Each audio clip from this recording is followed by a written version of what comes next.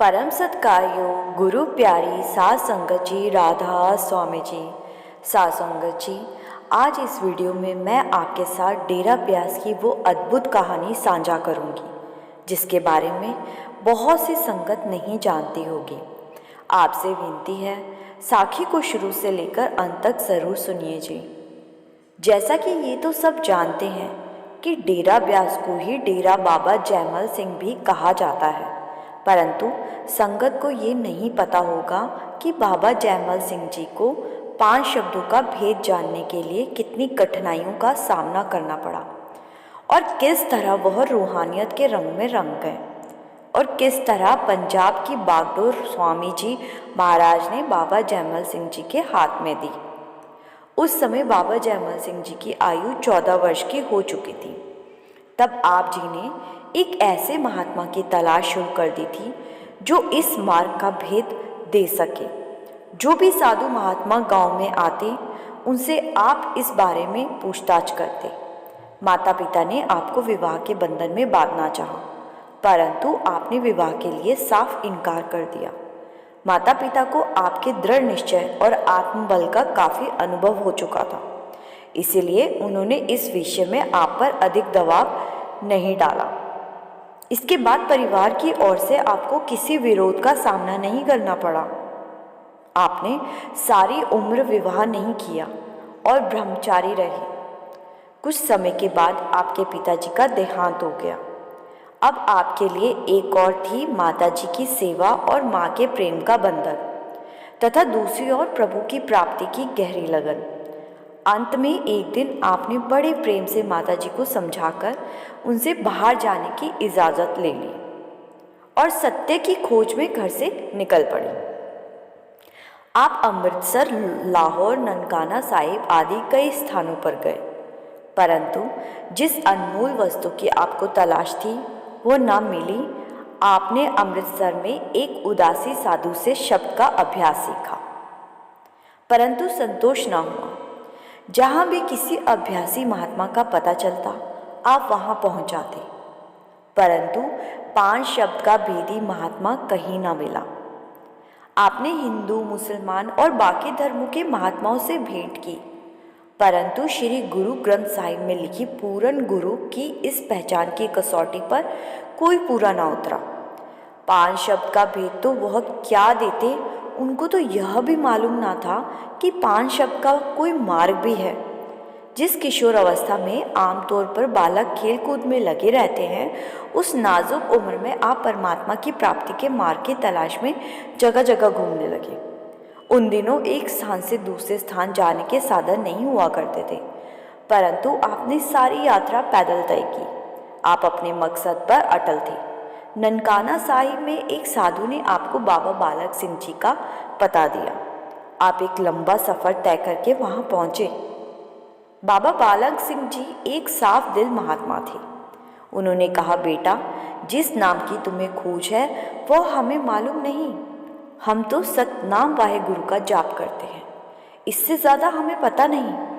फिर वहाँ भैनी साहब वाले बाबा राम सिंह जी से भी आपकी भेंट हुई। बहुत तलाश के बाद लाहौर, पेशावर आदि स्थानों की यात्रा करते हुए बाबा जी एक गांव में पहुँचे। वहाँ आपकी भेंट एक गृहस्थी महात्मा से हुई। उन्होंने आपके विचार का समर्थन करते हुए कहा, बेटा, जिस रोग के तुम रोगी हो उसी का मैं भी हूँ। फिर महात्मा ने बताया कि मैं जानता हूँ 5 शब्दों का कोई मार्ग है तो जरूर, परंतु मुझे तो 2 शब्द का ही ज्ञान है। इस बात को सुनकर बाबा जी बहुत प्रसन्न हुए और मन में तसल्ली हुई कि वह केवल किसी मनगढ़ंत विचार के पीछे नहीं भाग रहे। और आप जी वहाँ से जब लौटने लगे तो वहाँ से लौटते समय साधुओं की एक टोली के साथ आप जी ऋषिकेश की ओर रवाना हो गए।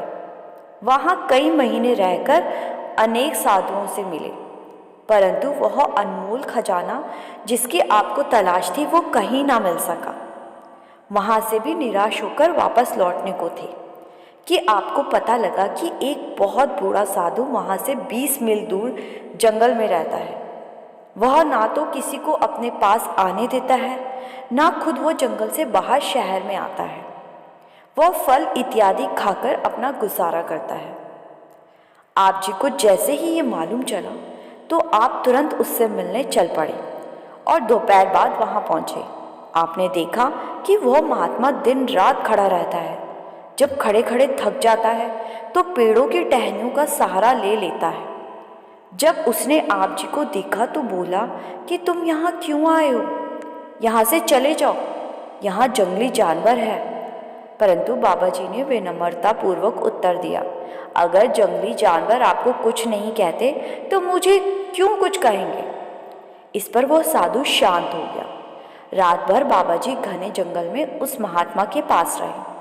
वह साधु इतनी कम उम्र में आप जी की खोज की भावना और इतनी ज़बरदस्त लगन से बहुत प्रभावित हुआ और बड़े प्रेम से बातें करने लगा। जब आप जी ने 5 शब्द के मार्ग के विषय में पूछा तो उससे लंबी सांस लेकर कहा, जो जानने की लगन तुझ में है वही मुझ में भी है। इतने वर्षों के इस अभ्यास से मुझे कुछ आंतरिक ज्ञान प्राप्त हुआ, लेकिन मैं यह भी जानता हूँ कि 5 शब्द के अभ्यास के बिना मुक्ति नहीं हो सकती। फिर साधु ने आपको बताया कि आगरा शहर में एक परम संत है जो 14-15 साल के अभ्यास में थे, अब प्रकट हुए हैं और 5 शब्द के गुम हुए मार्ग को फिर से जाहिर कर रहे हैं। उनके पास चले जाओ। मैं भी धीरे धीरे चलकर आगरा पहुंचूंगा, क्योंकि लगातार खड़े रहने से मेरे घुटने कमज़ोर हो गए हैं। आप जी ये जानकर बहुत खुश हुए और वहाँ से चलकर आगरा पहुँचे। परंतु इतनी खुशी के चलते आप उस साधु से आगरा के उस संत का नाम व पता पूछना तक भूल गए। इसीलिए आगरा पहुँचने पर भी आपकी खोज अधूरी थी। आपने आगरा की गलियाँ बाजार घूमना शुरू किया और लोगों से पूछा, लेकिन किसी को कुछ नहीं पता था। कई दिन भटकने के बाद आप यमुना नदी के किनारे बैठ गए और सोचने लगे कि अब क्या करें। आपने मालिक से अरदास की, अब तू ही कुछ कर मेरे मालिक, मैं हार गया हूँ।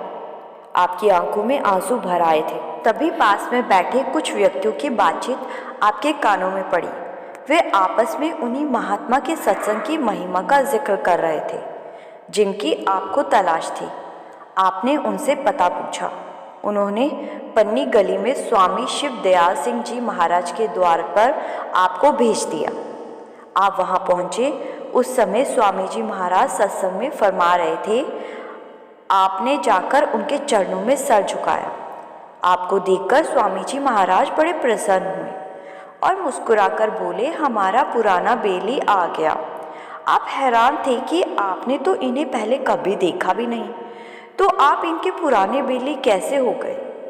आप सत्संग में बैठ गए। स्वामी जी महाराज ने श्री गुरु ग्रंथ साहिब में से शब्द लिया और व्याख्या शुरू की। आपने सत्संग में स्वामी जी महाराज ने 5 नाम का भेद की इतनी स्पष्ट व्याख्या की, एक ही सत्संग से आपको विश्वास हो गया कि आज आपकी तलाश पूरी हो गई। कई दिन तक आप लगातार सत्संग सुनते रहे। स्वामी जी महाराज का नूरी चेहरा आपके दिल में बस गया, परंतु अभी तक आपने उनसे कोई ज़्यादा बातचीत नहीं की थी। एक विचार आपके मन में बार बार आता था कि मैं सिख हूँ और ये गैर सिख है। क्या मुझे एक गैर सिख को गुरु धारण कर लेना चाहिए? साथ ही आपको यह भी विश्वास हो चुका था कि ऐसा पूर्ण महात्मा फिर ढूंढने पर भी नहीं मिलेगा, और जिस बहुमूल्य वस्तु की खोज में आप इतने वर्षों से भटक रहे हैं वह स्वामी जी महाराज की सेवा और किसी से प्राप्त नहीं होगी। इसी सोच विचार में कई दिन बीत गए। आखिर में स्वामी जी महाराज ने खुद ही एक दिन कृपा करके बड़े प्यार के साथ आपसे पूछा, क्यों बेटा, अभी तक सिख और गैर सिख के सवाल का फैसला तुम्हारे दिल ने नहीं किया? इतना सुनते ही आपकी आंखों से प्रेम के आंसुओं की धारा बह निकली। स्वामी जी महाराज ने धीरज बांधते हुए फरमाया, सत्य की खोज करनी चाहिए। बाहरी बातों में उलझकर कई बार सत्य के खोजी असलियत से दूर हो जाते हैं। तुम बताओ कि सर पर लंबे बाल रखने से या फिर बाल कटवा देने से परमात्मा की प्राप्ति में क्या अंतर आ सकता है? आपके हृदय में प्रेम की भावना ऐसी उमड़ी कि अपने उठकर अपना मस्तक स्वामी जी महाराज के पवित्र चरणों पर रख दिया। स्वामी जी महाराज ने अपने दोनों हाथ आपके सर पर रख दिए। दूसरे दिन आपको नामदान की बख्शिश हो गई। 5 शब्द की हकीकत का पूरा भेद बता दिया गया।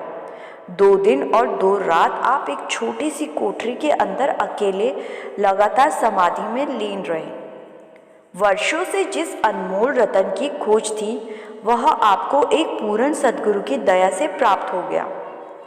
आप बार बार अपने सद्गुरु के पवित्र चरणों में शीश झुकाते और अपना भाव दर्शाते। आपके रोम रोम में आनंद समा गया था।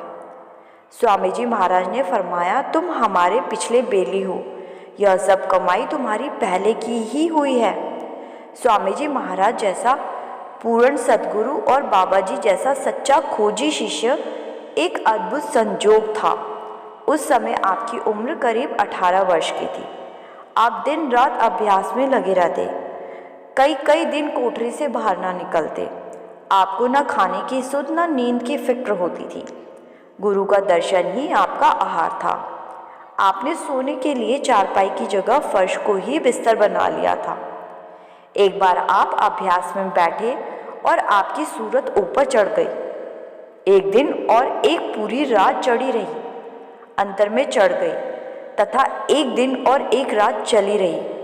स्वामी जी महाराज अपनी तवज्जो से आपकी बुद्धि को बाहर ले आए और पूछा कि बताओ, गुरु नानक का मार्ग जो हमने दिया है ठीक है या नहीं। आपने जवाब दिया कि हजूर, सूरत ऊपर रूहानी मंडलों तक तो जाती है, लेकिन एक जगह कुछ रुकावट पेश आती है। इस पर स्वामी जी महाराज ने फरमाया, यह रुकावट साधारण है। फिर कुछ समय के बाद आप स्वामी जी महाराज के हुक्म से सिख पलटन नंबर 24 में भर्ती हो गए, जो उन दिनों आगरा में स्थित थी। यह सन 1856 की बात है। जितने दिन पलटन आगरा में रही, आप रोज़ाना स्वामी जी महाराज के दर्शन में सत्संग के लिए पन्नी गली में आया करते थे। आप स्वामी जी के सत्संग को सुनने के लिए पलटन की नौकरी में गैर हाजिर हो जाते थे। स्वामी जी आपको समझाते थे कि पलटन की नौकरी में गैर हाजिरी की बड़ी सज़ा मिलती है, लेकिन आपको नौकरी की कोई परवाह ना थी। आपको वो अनमोल रतन मिल गया था जिसके लिए आप बहुत सालों तक भटके थे। आप पलटन से गैर हाजिर रहते थे और आपकी हाजिरी स्वामी जी महाराज की कृपा से लग जाया करती थी। जब आप सुबह पलटन में जाते तो आपको बताया जाता कि आप तो कल ड्यूटी पर ही थे। जब आप स्वामी जी महाराज के पास गए तो आपने महाराज जी को कहा कि जो मेरी जगह पलटन में मेरी हाजिरी देता है, अब मैं सिर्फ उसी की चाकरी करूँगा। पलटन की नौकरी की मुझे कोई परवाह नहीं। फिर स्वामी जी महाराज आपको समझाते कि तू पलटन की नौकरी यही समझ के कर कि तू मेरी नौकरी कर रहा है।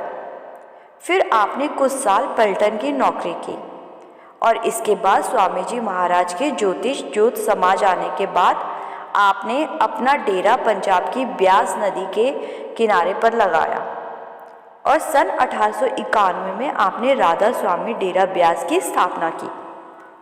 वहीं स्वामी जी महाराज के दूसरे शिष्य श्री आनंद स्वरूप साहब ने सन 1915 में राधा स्वामी डेरा दयाल बाग आगरा की स्थापना की।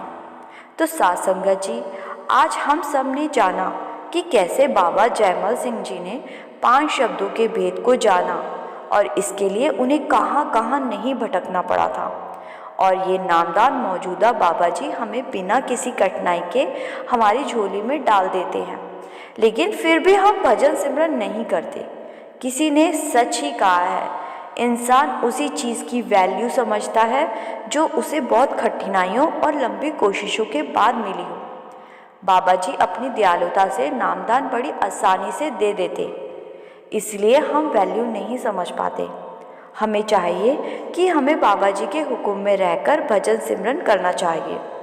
बुद्धिमान वही है जो पारिवारिक जिम्मेदारियों को उठाते हुए भजन सिमरन करके यहाँ से अपने सच्चे धाम निकल जाए। साथ संगत जी, आपको आज की ये साखी अच्छी लगी तो लाइक शेयर ज़रूर कीजिएगा।